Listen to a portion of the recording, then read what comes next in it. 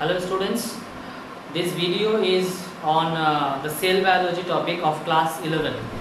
Okay, so one video already shared with you. This is another one. The next part of the cell biology, I am going to continue with it. Okay, fine. So we did the plasma membrane structure that we have discussed. Okay. Today I am going to discuss with the transportation mechanism throughout the cell membrane or plasma membrane. Okay, as we know that plasma membrane is a semi-permeable nature.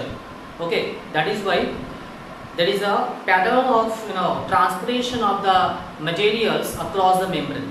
So if you look at the transport mechanism of the plasma membrane, then we will see one way to look at the transport mechanism is, let us divide it. One is this transport system 1. Okay, so if I look at it, the first one is the diffusion mechanism. Okay, the second is osmosis. Okay, and the third one is active transport. Okay, active transport. Okay, now all of us have idea about this. Still, let me just discuss a little bit. Diffusion is, as we know, is a simple, the movement of molecules from high to low concentration, right?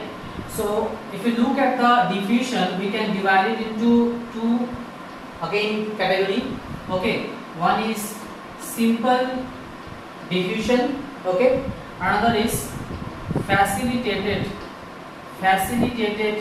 diffusion. Okay, now what is the difference between this? Simple diffusion, as we know, it is simply the movement of molecules from high to low concentration. Okay, facilitated diffusion means it is the movement of molecules again from same high to low concentration, but facilitated by some mediator. Okay, these molecules, they cannot directly, they cannot on their own pass through or across the membrane. They cannot pass through the membrane on their own. That is why a mediator is required for these molecules to transport across the membrane. Okay, so that is why this is called facilitated diffusion. A facilitator is there, mediator is there. Now on the basis of this mediator, we are dividing into two types. One is written as channel mediated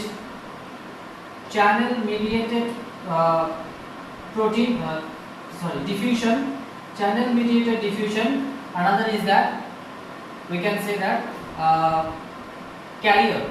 Okay, carrier mediated diffusion. Okay, so we know that in plasma membrane, integral protein we have studied, if you remember. So channel protein was there, tunnel protein, okay, or channel protein. So these are the proteins, integral proteins, that facilitating the movement of those molecules across the membrane. So one is through the channel protein, another is through the carrier protein. Okay, which is carried out by. Okay, alpha helix protein, for example, you can say globular protein also there, so which are helps in. So carrier protein, you can say like one is the globular protein that helps in carrying, another is the alpha helix protein, also you can say alpha helix protein. Okay, so these are two mediator in this kind of diffusion. Here are channel proteins which are responsible for the diffusion. Okay, next to osmosis. Osmosis is simply opposite of diffusion, right? Not opposite, sorry. It's not opposite, I'm sorry. It's like, you can say that it is diffusion only, that is from high to low concentration, but in case of water molecule.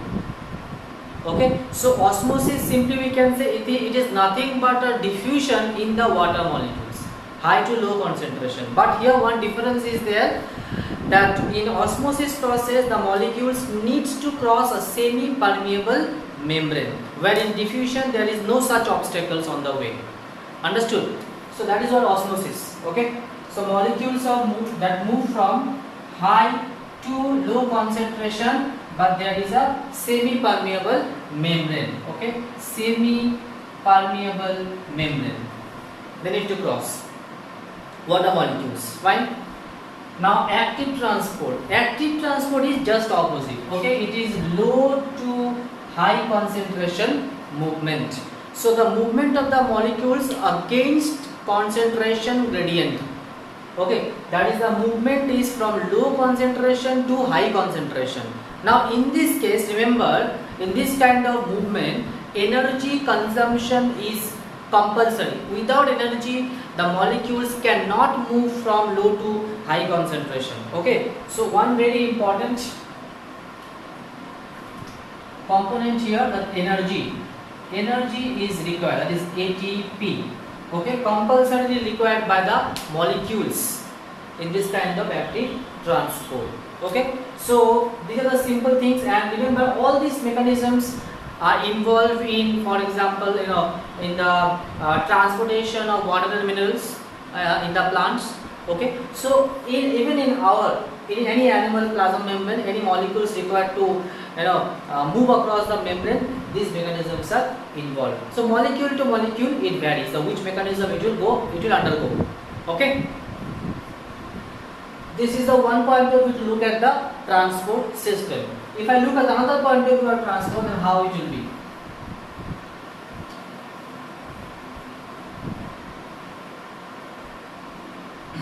So let's name them as transport system 2. Okay, transport system 2. So we are dividing into two categories. One is endocytosis. Okay, and another is the exocytosis. So endocytosis and exocytosis. Okay, now endocytosis means what? Before getting into the types, let us understand these terms. Endocytosis means movement is inward. Okay, movement is inward the cell, and endo means inward. Now exocytosis is the movement is outward. Okay, from the cell, outside of the cell, the movement that takes place. So endocytosis, again we can divide into two types. One is, we can say, pinocytosis, and another is, we can say that phagocytosis. Okay, so pinocytosis means it is the movement of the, you can say ingestion by the cell, ingestion of the liquid substances or liquid materials, okay, in the form of sac or bag-like structure. Okay, that's the ingestion mechanism of the liquid substances in the form of sac or bag-like structures into the cell. That is the pinocytosis. And phagocytosis means it is the ingestion of the solid particles in the form of sac or bag-like structures. Okay, that is again into the cell. It is in case of liquid materials, it is in case of solid materials. Okay, so just key terms are writing here. In case of liquid, this is in case of solid substances. Okay, now exocytosis means it is the releasing out of the or excreting out the waste substances from the cell. That is exocytosis. Removal process of the waste from the cell. That is the exocytosis. Understood? So this is another way to look at the transport mechanism, from or to the cell across the membrane. Okay, next point today, just little details of the cell wall I will just share with you. Okay,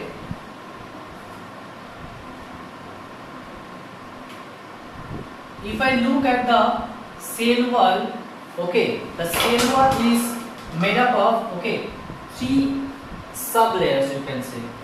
One is primary wall, second is secondary wall, and third is tertiary wall. Understood? Now primary wall is the outer part of the wall. Okay, the properties, if we see the property, primary wall is thin, okay, and elastic in nature or elastic property. Understood? If I look at the composition, which is the cellulose, okay, hemicellulose and pectin. These are the polysaccharides present in this cell wall. Okay. If you understand these concepts, okay, and if you can just write down the way I am writing in a flowchart form, or the way I am writing on the board, if you can jot down everything there on the copy, it will help you to remember things for a long time, to understand also. Okay. So now next one, secondary wall. Secondary wall is just opposite. It is thick, okay, and it is rigid in nature, tough. It gives a tough structure. Now if you look at the composition is as same as this. Okay, cellulose, hemicellulose and pectin. Fine. One very important concept, information about secondary wall is that it is absent in meristematic cells. Okay, meristematic cells means the cells where continuous cell division takes place. Okay, this cell helps in growth and development. Located at the tip of the root and shoot of the plants. Those are meristematic tissues. There we don't see the cell wall. Third one is the tertiary wall. Tertiary wall is particularly found in the tracheids of gymnosperm. Tracheids of gymnosperm. Okay, this is some important facts. Apart from all these three cell wall, there is one more wall found. It is known as the middle lamellae. Okay, middle lamellae. Middle lamellae is a common, you can say a common partition, a common wall in between two adjacent cells. That is the middle lamellae. Fine. So this is the cell wall thing. Now next topic I am going to discuss is, okay, a simple thing, plasmodesmata. As we know, what is plasmodesmata? It is a cytoplasmic connection in between two adjacent plant cells. Okay, through this route, the molecule substances easily move from one cell to the another cell. That is the plasmodesmata or plasmodesmatal connection. So if I look at the function of the cell wall, what you will say? If you look at the composition, mainly the polysaccharides are found here. So what happens is that wherever you see the polysaccharides, it gives a mechanical support or structural support to the plant parts. So protection second and primary first, you can say it provides a mechanical or structural support. Okay, protecting the inside tissues, understood, and also cell to cell connectivity. So these are the functioning of the cell wall. Now remember, if we look at the composition of cell wall, okay, in case of algae, okay, it is little different. See, cellulose is very common. Okay, cellulose is very common. I am just rubbing this part. Cellulose is very common for all the cell wall. So cellulose is there in, and then along with it you will see galactans, you will see mannans. Okay, these are different polysaccharides, okay, found in the cell wall of algae. So algae is, again you know, is a plant, right? The most basic form of plant. This is the composition of cell wall. But most of the and rest, you can say, of the plants, the cellular composition, if I see, cellulose, hemicellulose, pectins are the major polysaccharides found in the rest of the plant cell walls, apart from algae. Okay, there are bryophytes, there are pteridophytes, gymnosperm, angiosperms, all these plants got this kind of polysaccharide components in the cell wall. Okay, let's move on to the next topic. Okay, now I am going to start with the cell organelles now. Okay, cell wall and cell membrane thing we have discussed. Now cell organelles. Remember that cytoplasm is the site where the cellular activities takes place, or the metabolic activities takes place in cytoplasm. That means in the cell organelles. Clear? The first organelle that I am going to discuss is the endoplasmic reticulum. See, there are membranous organelles, endomembrane system is there. Okay, it means what? That membranous means what? The organelles, they have their separate, their own membrane around them in the that makes them separate from the cytoplasm, rest of the cytoplasm. Okay. Now there are cell organelles, okay, which are bounded by definitely separate membrane, and their functions are also interconnected. Okay, the functions of these cell organelles depends on each other, interconnected, and all of these cell organelles are separately bounded by membrane. This kind of system is called endomembrane system. So which organelles comes under endomembrane system? Endoplasmic reticulum comes under this. Okay, Golgi complex also comes under this. Lysosome comes under this, and vacuoles comes under this. The endomembrane system. Endomembrane system. Now see, apart from these, there are some other organelles too which have their separate membrane around them, but they are not coming under endomembrane system because their functions are different from them. Their functions are not connected to these organelles functions. That is why they are not coming under endomembrane system. Okay. So what are those? Those are like mitochondria, chloroplast. Okay, these are the organelles also have the separate membrane. Clear? So first I am going to discuss about this ER, endoplasmic reticulum.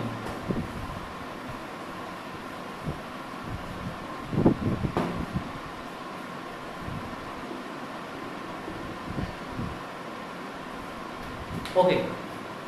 Endoplasmic reticulum are, you can say, tubular structures, okay, or you can say coil structure almost, and found very near to the nucleus. Okay, suppose this is the nucleus. Okay, now before that, let me tell you, ER is of two different types. One is RER, another is the SER. Rough endoplasmic reticulum and smooth endoplasmic reticulum. Now, the rough endoplasmic reticulum,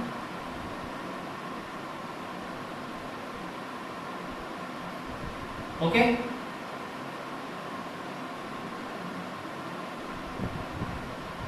these are the different reticulum, endoplasmic reticulum. They are in very close proximity to the nucleus. The part I have drawn, the spirally coiled structure, reticulum arrangement, you can say, these are known as the cisternae, the most important part of endoplasmic reticulum. Okay, so these are all cisternae.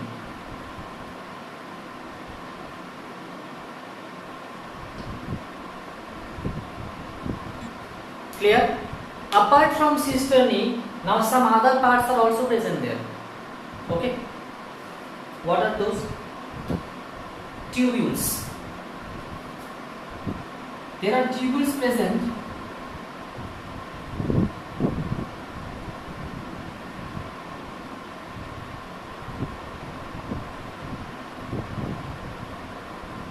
along the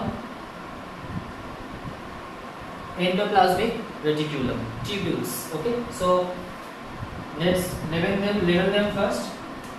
These are the tubules. Okay, these are all tubules, the black marks, the cylindrical tubular structures. Now, you see one very important thing. These tubules are less nearby RER and more nearby ACR. Okay, so I just need to mention here that these are where more the cisternae present, these are the RER, and less the cisternae present, okay, these are the SER. Okay. Now tubules are more around the ACR. cistern is less. Where cistern is more in RER, tubules are less. One more important part is there in the RER and ACR.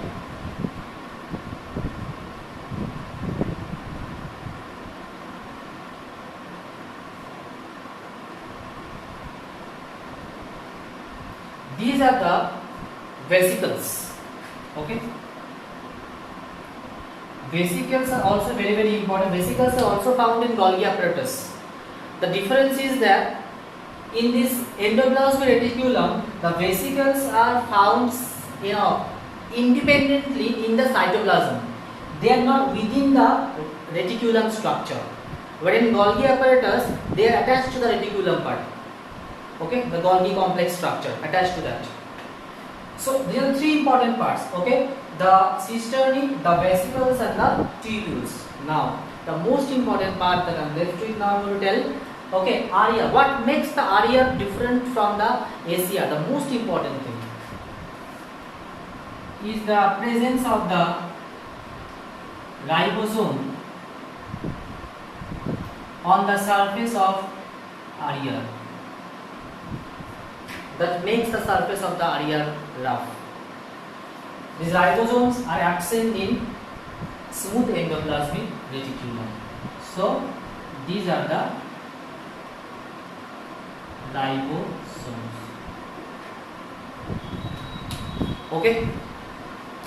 So this is the structural features, different parts here. Now if I see the function of the RER and ACR. Okay, remember that RER is involved in the protein synthesis. Now they are not directly involved in protein synthesis. Okay, it is the ribosomes which are the sites of protein synthesis on the RER. Okay. Now after synthesizing protein in the ribosome, the proteins move into the cisternae part, into the endoplasmic reticulum, where the packaging of the protein substances takes place. Okay, so these are the second function of the endoplasmic reticulum. Now from there, the substance, the packaged substance will move to the Golgi apparatus. Okay. Now ACR helps in synthesis of proteins. As they don't have ribosomes, so no protein synthesis takes place here. Lipid formation takes place in the smooth endoplasmic reticulum. Okay, this is first one. Second, in animals, okay, in animals you will see that steroidal hormones also produced by the smooth endoplasmic reticulum. Okay, so I'm just writing at this side. It is mainly the protein component synthesis takes place along with the packaging, and this ACR involved in the lipids and steroidal hormones. Okay, the functional difference between RER and ACR. Understood? So major differences, structural differences and functional differences of the endoplasmic reticulum is this. So this much is the fundamental basic information you can say of the ER. That is important. This much is enough for you. Whatever details I covered, this is enough for you. Okay. Now let's move on to the next one. Okay. Next topic I'm going to cover is Golgi complex. Okay. This diagram is important. I hope that you are drawing this. You must draw this, practice this. If diagram and labeling is understood, the 90% job is done. The writing part you can take care of easily. Okay. Now the Golgi complex. Golgi complex, or you can say Golgi body, the same thing. So how the structure? Almost the same like ER, little difference is there.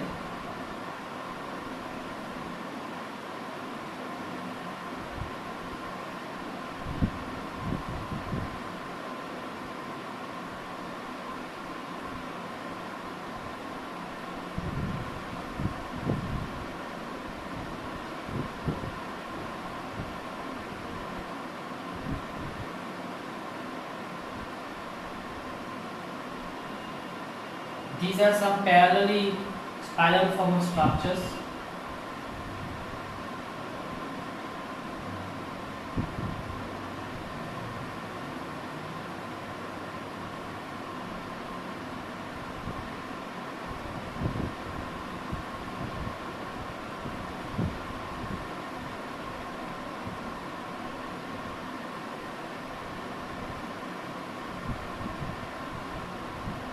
Okay, this is how the Golgi complex looks like.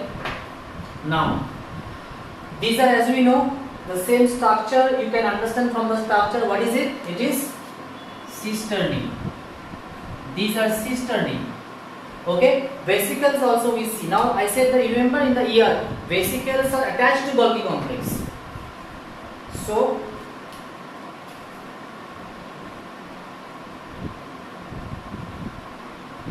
they form like this, the vesicles. Understood? They form like this. Okay. So these are the vesicles. Now the tubules are also present there, right? Tubules are also inside this cisternae part.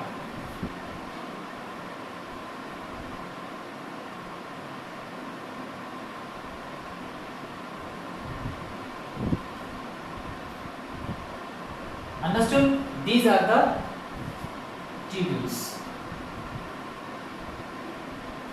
Okay, it's the basic leveling of the Golgi complex. And now if I see the functioning, it is related to the function is incontinuous from the ear to Golgi complex. The packaged substances, if you remember, the packaged substances means the packaged protein and the lipid substances from the ear, they move into the Golgi complex. Okay, and from there now they are going to transport it. They are going to be transported now where? Intracytoplasmic area and outside of the cell also.